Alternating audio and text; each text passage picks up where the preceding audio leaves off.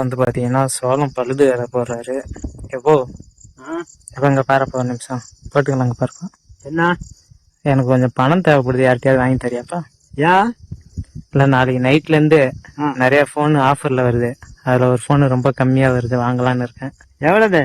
50,000. 50,000மா? என்ன ஒரு கருமாட்டு விலை சொல்ற, உனக்கு அது விலை கம்மியா? ரொம்ப இல்ல அதெல்லாம் இப்பதான் விலை கரையுது. இந்த மாதிரி டைம்ல நம்ம வாங்கினாதான் உண்டு. அதான் அதை வாங்கி நீ என்ன பண்ண போற? நோண்டிட்டு தானே இருக்க போற.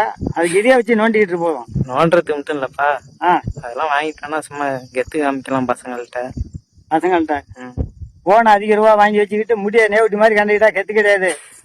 அதுக்கு வெறும் வெத்து. கெத்துனா என்னன்னு தெரியுமா? என்ன? நல்லா படிக்கணும், கை நிறைய சம்பாதிக்கணும், ஒரு வீடு வாச கட்டணும், ஆயப்ப நல்லா பாத்துக்கணும். ஏதாவது திடீர்னு ஒரு செலவு வந்துருதா, நம்மளே அதை சமாளிக்கணும். அடுத்தவங்க போய் கடன் வாங்காம. அதுக்கு பேர் தான் கெத்து. இப்ப இந்த போன் வாங்க கூடாது, வாங்கப்படான்னு சொல்ல, கடன் வாங்கி வாங்காத, சொந்தமா சம்பாதிச்சு வாங்கு. அப்படியே சம்பாதிச்சு வாங்கினாலும் அதிக ரூபா போன்ல போட்டு வாங்காத. தேவைப்பட்ட பொருளை வாங்க. வேற ஆடம்பரத்துக்கு தான் வாங்கலான்ட்டு. ஆடம்பரத்தை வாங்காத.